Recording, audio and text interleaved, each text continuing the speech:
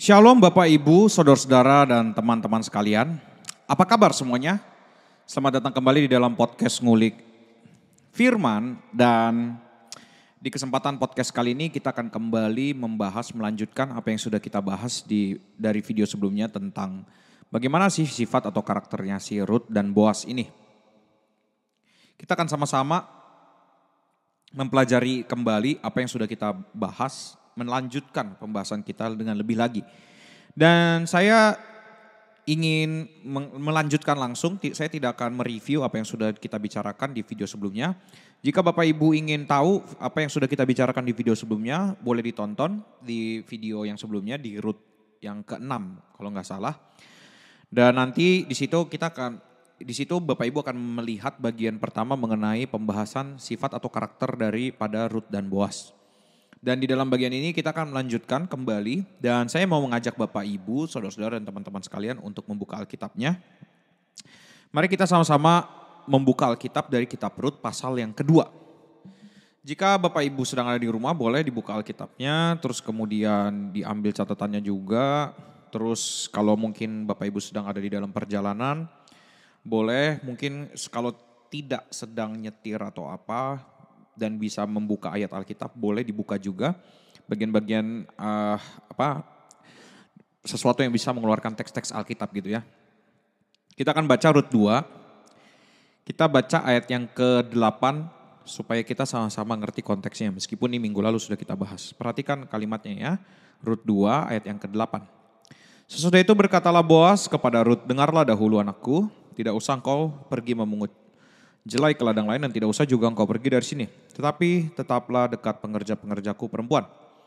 Lihat saja ke ladang yang sedang disabit orang itu, ikutilah perempuan-perempuan itu dari belakang. Sebab aku telah memesankan kepada pengerja-pengerja lelaki, jangan mengganggu engkau. Jika engkau haus, pergilah ke tempayan-tempayan dan minumlah air yang dicedok oleh pengerja-pengerja itu. Di sini kita melihat ya kepedulian daripada Boaz kepada Ruth. Gitu ya, bagaimana dia menjaga supaya Ruth ini tetap nyaman, tetap aman di dalam mengambil bulir-bulir jelai di ladangnya Boaz ini. Padahal kalau kita lihat sekali lagi, Ruth ini kan orang asing ya, bukan statusnya tuh bukan pekerja sebenarnya di dalam rumahnya Boaz gitu. Ini sekali lagi ya, Ruth itu bukan pekerja, dia adalah orang asing, orang miskin yang mengambil bulir jelai. Tetapi tiba-tiba statusnya dia disamakan dengan pekerja-pekerja. Dan dia mendapatkan perhatian juga daripada Boaz. Ini sesuatu yang unik yang perlu kita pikirkan. Bagaimana tiba-tiba dari yang tadinya dia adalah asing, sekarang disamakan statusnya dengan pekerja. Ayat 10, lalu sujudlah Ruth menyembah dengan mukanya sampai ke tanah. Dan berkata kepadanya, mengapakah aku mendapat belas kasihan daripadamu? Sehingga Tuhan memperhatikan aku padahal aku ini seorang asing. Nah ini yang perlu kita sama-sama renungkan. Ada dua hal yang perlu kita renungkan dari ayat 10 ini. Hal pertama, Ruth ini kita lihat dari karakternya Ruth atau sifatnya Ruth ini. Ruth ini adalah orang yang tahu terima kasih gitu ya. Orang yang tahu terima kasih. Orang yang terus bersyukur. Dan dia juga orang yang tahu diri gitu ya. Dia tahu diri, buktinya apa? Dia tahu bahwa dia mendapat belas kasihan. Dia bertahan hidup, bisa hidup hanya karena belas kasihan. Jadi bukan karena usaha dia sebenarnya. Meskipun dia memang bekerja mengambil bulir-bulir. Dan juga dia memang itu adalah sebuah privilege untuk dia bisa mengambil bulir karena dia orang asing dan orang miskin itu yang kita udah bahas dari dua video sebelumnya. Tetapi dia juga tahu bahwa hidupnya ternyata mendapatkan belas kasihan. Ini yang kadang-kadang kita sebagai orang Kristen kurang untuk menyadari kalau kita ini adalah orang-orang yang hidup hanya karena belas kasihan Tuhan. Sekali lagi, kita kadang-kadang kurang menyadari kalau kita ini hidup hanya karena belas kasihan Tuhan. Bahkan kita kadang-kadang kurang menyadari Tuhan juga memberikan belas kasihannya kepada kita juga melalui sesama kita gitu. Melalui orang-orang yang ada di dalam gereja, orang-orang yang memperhatikan kita dan lain sebagainya macam. Itu adalah bentuk belas kasihan Tuhan kepada kita orang-orang. Ya gimana ya, kita tidak mungkin bisa hidup tanpa belas kasihan Allah. Intinya seperti itu. Dan yang yang harusnya itu makna pertama adalah bagaimana Ruth itu ternyata orang yang penuh dengan apa sih namanya, dia melihat bahwa dirinya adalah orang yang layak untuk diberi belas kasihan dan dia tahu dia sedang diberi belas kasihan oleh Boas. Dan yang kedua, makna yang kedua yang harus kita lihat adalah ini gambaran dari diri kita yang ditebus oleh Kristus. Sekali lagi, ini adalah gambaran dari diri kita yang ditebus oleh Kristus. Kalau di sini Boas di situ ternyata mengangkat Ruth ini ya. Perhatikan Ruth ini diangkat dengan cara yang luar biasa. Pertama di ayat 8 itu ada kata anakku. Terus kemudian juga di dalam teks ini pengerja-pengerjaku perempuan, ada teks itu di ayat 8. Jadi di sini juga kita melihat bahwa tidak hanya ada kata anak tapi juga ada dia diperlakukan sebagai hamba. Dan bukankah orang percaya pun demikian. Ketika seorang diselamatkan oleh Tuhan, maka dia akan mendapatkan status sebagai murid, sebagai hamba, dan juga sebagai anak. Ini yang mesti sama-sama kita pikirkan, murid, hamba, dan anak. Dan di dalam bagian ini ternyata Ruth mendapatkan itu. Dan dia tahu bahwa dia itu adalah karena belas kasihan, bukan karena usahanya sendiri. Maka sekarang ini yang juga harus kita pikirkan. Kita adalah anak, kita adalah murid, kita adalah hamba. Dan kita adalah orang-orang yang mendapatkan status tersebut, identitas tersebut hanya karena belas kasihan yang Allah berikan melalui penebusan yang Kristus lakukan di kayu salib. Maka apa yang harus kita lakukan? Perhatikan di ayat 10, Ruth menyembah dengan mukanya sampai ke tanah. Itu Ruth menyembah mukanya sampai ke tanah. Jadi ini bukan kayak kalau kita di zaman sekarang kan menyembah tuh identik dengan tutup mata, nangis, lipat tangan gitu. Ya kan? Dan kadang-kadang yang kita tangisin tuh lebih ke hutang sebenarnya atau lebih ke pengen sembuh atau gimana gitu. Bukan karena kita menyadari kita orang yang diberi belas kasihan. Kadang, ya sekali lagi saya harus bilang, kadang-kadang apalagi kalau kita punya gereja dengan sound system yang sangat bagus, musisi yang sangat luar biasa, itu menjadi magnet yang luar biasa. Untuk orang-orang di gereja apa? Gampang nangis sebenarnya. Tapi menangisnya bukan karena menyadari dirinya diberi belas kasihan sama Tuhan. Tapi karena musik yang indah, musik yang bagus, WL yang keren suaranya, atau mungkin karena lagu-lagunya mengingatkan kepada hutang-hutang yang belum terbayarkan, anak yang nakal, atau mungkin harapan-harapan yang tidak terjadi di dalam hidup. Seringkali di dalam gereja tangisan kita bukan tangisan karena kita menyadari hidup kita adalah karena belas kasihan Tuhan. Tapi kita menyadari kekurangan-kekurangan yang kita tidak bisa dapatkan dari Tuhan. Makanya itu berbeda sekali. Apa yang Ruth tunjukkan di sini, dia menyembah mukanya sampai ke tanah. Dan ini maknanya adalah bahwa muka itu kan mahkota ya, mahkotanya. Ya gitulah, ibarat kata kalau muka itu sampai ke tanah kan berarti kan kayak sudah tidak ada harga diri lagi sebenarnya kalau muka sampai ke tanah. Nah ini perhatikan bagaimana Ruth ternyata menunjukkan ini gitu. Ketika dia itu merasakan dirinya itu dikasihi, maka dia menunjukkan hal tersebut. Bapak Ibu, ini menjadi gambaran sekali lagi bagi kita. Kita bukan disuruh menyembah manusia sekali lagi ya. Tapi ini kitab Ruth ini memberikan gambaran yang sangat jelas bagi kita. Bagaimana seharusnya manusia itu menyadari bahwa dirinya hanyalah bisa hidup, bertahan hidup itu karena belas kasihan Allah. Dan seharusnya kita menyembah Allah dengan cara yang sangat luar biasa. Dan seharusnya kita menyadari karunia Allah itu setiap saat. Dan seharusnya kita menikmati itu setiap saat. Jadi kita bukan lagi nangis di gereja karena kita terlalu sedih dengan masalah-masalah hidup. Tapi kita menyadari aku hari ini ada itu belas kasih Tuhan. Dan aku mau berterima kasih sama Tuhan. Karena Tuhan mau memberikan belas kasihannya kepadaku, orang yang tidak layak untuk belas kasihan Tuhan. Ayat 10. Perhatikan kalimat ini. Boas menjawab, telah dikabarkan orang kepadaku dengan lengkap segala sesuatu yang engkau lakukan kepada mertuamu. Sesudah suamimu mati dan bagaimana engkau meninggalkan ibu bapamu dan tanah kelahiranmu serta pergi kepada suatu bangsa yang dahulu tidak engkau kenal. Tentu kita harus menyadari kalau belas kasihan dari orang lain pasti selalu akan ada yang namanya kita diberikan belas kasihan karena seringkali karena ada syaratnya gitu ya. Tapi memang kita harus menyadari Tuhan menebus kita tanpa syarat. Ingat ini.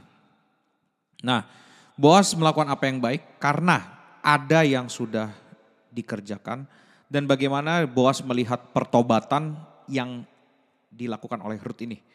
Pertobatan dia, bagaimana dia itu move dari Moab dan dia meninggalkan bangsanya dan dia tahu sekarang aturan-aturan daripada bangsanya mertuanya si Naomi.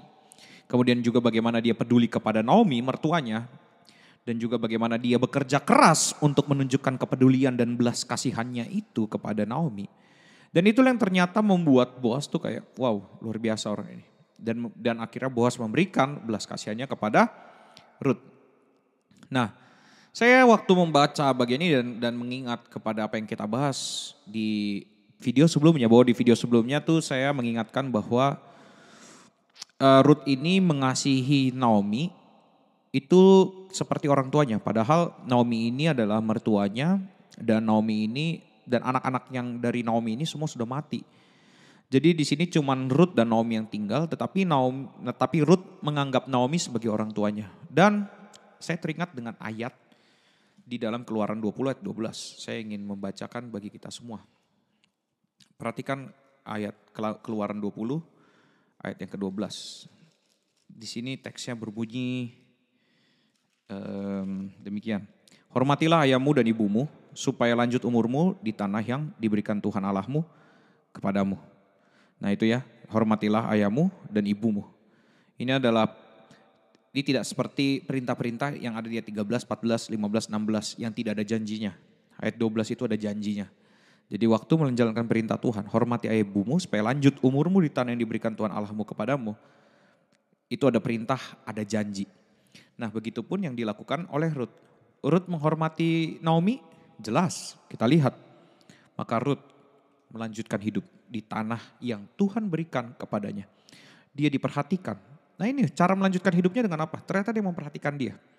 Bukan dengan cara dia menjadi kaya dan lain sebagainya macam. Ingat, cara Tuhan memberikan perhatian itu tidak dengan satu atau dua cara, tapi banyak cara. Dan cara-cara itu ya kita bisa lihat seperti misalnya Ruth ini yang ternyata mendapatkan belas kasihan dari Boas. Dia juga langsung tiba-tiba bisa langsung ke ladangnya Boas. Itu semua karena anugerah Tuhan. Itu ya. Kemudian ayat 12 lanjut. Tuhan kiranya membalas perbuatanmu itu dan kepadamu kiranya dikaruniakan upahmu sepenuhnya oleh Tuhan Allah Israel yang di bawah sayapnya engkau datang berlindung. Wah kalimat yang luar biasa ya.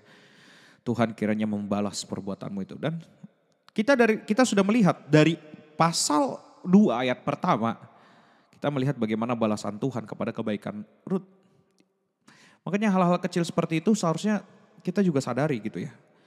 Waktu kita membaca bagian ini, kita tuh jangan berpikir bahwa balasan Tuhan belum datang. Salah, balasan Tuhan sudah datang. Sudah datang dan akan terus datang. Ini yang harus kita maknai. Kadang-kadang tuh kalau kita mendengar bahwa Tuhan pasti akan memberikan anugerahnya. Tuhan sudah memberikan anugerahnya. Dan Tuhan pasti akan terus memberikan anugerahnya. Sayang, kita tuh merasa anugerah itu adalah satu hal yang kita inginkan dan dipenuhi oleh Tuhan. Kadang-kadang tuh kita menganggap anugerah tuh dengan cara yang seperti itu. Wah, aku ingin mobil. Aku punya mobil, itu anugerah. Enggak kayak gitu. Nah, misalnya mungkin cara gini, aku ingin mobil. Oke. Tapi sampai 10 tahun kita gak punya mobil. Tapi tidak ada satu pekerjaan pun kita terhambat gara-gara kita tidak punya kendaraan. Semua lancar selama 10 tahun. Sampai kita akhirnya punya mobil di tahun ke-10 misalnya kayak gitu. Bayangkan anugerah Tuhan lebih daripada memiliki mobil. Kan mobil tujuannya apa? Membuat kita berpindah tempat, misalnya dari rumah mau ke gereja gitu. Nah, tanpa adanya mobil, kita pun masih bisa bergerak. Betul? Nah, apakah kita melihat anugerah Tuhan ketika kita hanya mendapatkan apa yang kita dapatkan, inginkan? Atau kita sebenarnya melihat anugerah Tuhan dengan cara yang luar biasa seperti itu? Maka sadarilah, Tuhan sudah memberi anugerahnya. Hanya saja mata kita terus diselimuti kabut yang tidak bisa menganggap bahwa ini adalah anugerah Tuhan. Maka kita perlu menyelidiki Alkitab. Supaya apa? Supaya kita tahu anugerah itu kayak gimana sih? Nah kita lihat Tuhan kiranya membalas perbuatanmu itu. Sudah dibalas ternyata. Dan akan terus dibalas sama Tuhan. Itulah yang terjadi di dalam kisah Rut ini. Ayat 13. Kemudian berkatalah Rut, memang aku mendapat belas kasihan daripadamu ya Tuanku. Sebab Tuhan, perhatikan ayat ini. Dia langsung ngomong belas kasihan. Ayat 12 tadi dibilang Tuhan kiranya membalas perbuatanmu. Kemudian Rut bilang belas kasihannya itu datang dari si Boas. Itulah cara kita melihat anugerah. Makanya Rut ini punya, meskipun dia orang yang mungkin baru bertobat, tapi dia punya iman yang sangat berbeda dengan sebagian besar orang Kristen zaman sekarang yang dimana melihat anugerah itu hanya satu bagian saja, yaitu sesuatu yang terpenuhi, sesuatu yang Allah penuhi, yang aku inginkan yang Allah penuhi. Sedangkan di sini Rut bilang, memang aku mendapat belas kasihan daripadamu ya Tuanku, sebab Tuhan telah menghibur aku dan telah menenangkan hati hambamu ini, walaupun aku tidak sama seperti salah seorang hamba-hambamu perempuan. Ini ya, wah, saya barusan kagum sekali dengan firman Tuhan karena wow, bayangkan ya orang-orang yang sangat mencintai Tuhan dan memiliki pemikiran yang benar tentang Tuhan, itu ternyata mengerti bahwa Tuhan itu terus beranugerah buat hidupnya dia. Jadi tidak ada satu detik pun hidupnya dia tanpa anugerah Tuhan. Dan dia tahu bahwa anugerah Tuhan itu bukanlah sekedar satu hal yang dia inginkan, bukan itu. Tapi bagaimana Tuhan juga menjaga dia dalam segala sesuatu. Ayat 14, ketika sudah waktu makan berkatalah Boas kepadanya, datanglah kemari, makanlah roti ini dan celupkanlah suapmu ke dalam cukai ini. Lalu duduklah ia di sisi penyabit-penyabit itu. Dan Boas mengunjukkan berti gandum kepadanya, makanlah Rut sampai kenyang, bahkan ada sisanya. Saya tidak akan membahas bagian ini karena bagian ini sangat dalam sebenarnya. Tapi yang akan saya bahas adalah Boas mengajak Rut orang asing makan. Ya, kita harus ngerti bahwa duduk makan bersama di dalam kebudayaan Israel itu adalah momen sakral atau momen yang sangat penting.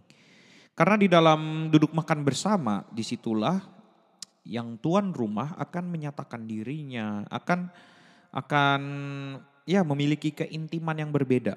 Makanya the last supper atau makan malam terakhir Yesus itu punya makna yang sangat dalam kepada murid-muridnya sebenarnya. Kalau Bapak Ibu mau dalamin dan juga tentang perjamuan kudus itu perlu didalamin. Karena itu ada makna yang sangat dalam ya, berkaitan dengan bagaimana si tuan rumah itu mau memperkenalkan diri kepada orang-orang yang makan bersama dengan dia. Di dalam bagian ini Rut itu siapa? Boas itu siapa? Mereka bukan siapa-siapa, tapi Boas ternyata mau membuka dirinya juga kepada Rut. Kemudian lanjut ayat 15, setelah ia bangun untuk memungut pula, maka Boas memerintahkan kepada pengerja-pengerjanya, dari antara berkas-berkas itu pun ia boleh memungut, janganlah ia diganggu. Bahkan haruslah kamu dengan sengaja menarik sedikit-sedikit dari onggokan jelai itu untuk dia dan meninggalkannya, supaya dipungutnya. Janganlah berlaku kasar terhadap dia. Maka ia memungut di ladang sampai petang, lalu ia mengirik yang dipungutnya itu dan ada kira-kira seeva jelai banyaknya. Itu ya yang bisa kita lihat. Ternyata Boas pun masih tidak menarik belas kasihannya sampai hari itu berakhir. Dan kita lihat kerajinan dari Rut ini. Dia makan sampai kenyang, kemudian ia bangun langsung mungut, nggak banyak bicara, nggak santai-santai, nggak ngopi-ngopi dulu. Dia langsung bekerja lagi. Ya, tidak ada kemalasan. Bahkan di sini dibilang kerja sampai petang. Setelah petang, dia mungut sampai petang. Habis itu apakah selesai? Enggak, dia mengirik yang dipungutnya. Sampai akhirnya dia tahu ada kira-kira seeva jelai banyaknya. Nah, itu yang bisa kita lihat bagaimana karakter daripada Rut dan Boas di dalam bagian ini. Bahwa Boas itu adalah seorang yang penuh kasih, penuh dengan kepedulian. Ini berbeda sekali dengan apa yang digambarkan pria-pria di zaman sekarang, pria-pria dunia yang cuek, yang tidak peduli gitu ya. Tapi di sini Boas menunjukkan kepeduliannya, bahkan dia menjadi seorang tuan atau ya pemilik usaha atau pemilik kebun anggur. Pemilik ladang gitu, yang murah hati, bahkan juga dia sangat baik kepada penyabit-penyabitnya. Ini adalah gambaran yang luar biasa. Ini adalah sesuatu yang sangat menentang zaman sekarang. Makanya Bapak Ibu, kita harus melihat kepada Alkitab untuk melihat bagaimana sih sebenarnya seorang tuan yang diperkenan oleh Allah itu bertindak. Dan juga seorang pria dan seorang wanita yang diperkenan oleh Allah itu bertindak. Inilah supaya kita tahu bagaimana caranya hidup di dalam kerajaan Allah. Bertobat itu artinya kita menyembah Allah yang benar dan juga pemerintahannya itu adalah cara hidup kita. Maka waktu kita bilang kita bertobat kepada Kristus, kita percaya kepada Kristus, kita bertobat, artinya apa?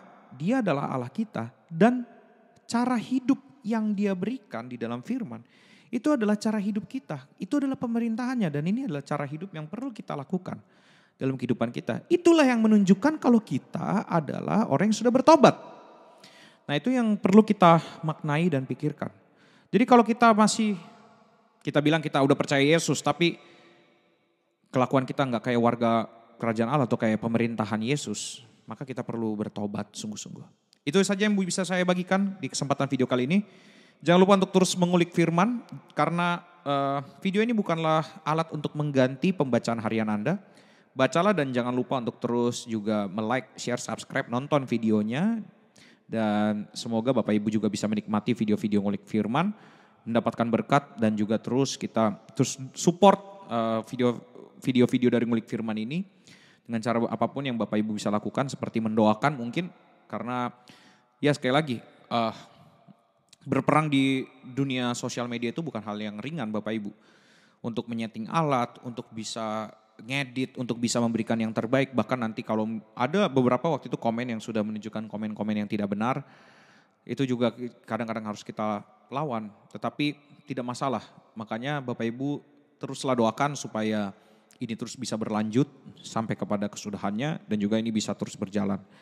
Oke, terima kasih untuk yang sudah menonton. Jangan lupa untuk share, like, dan subscribe.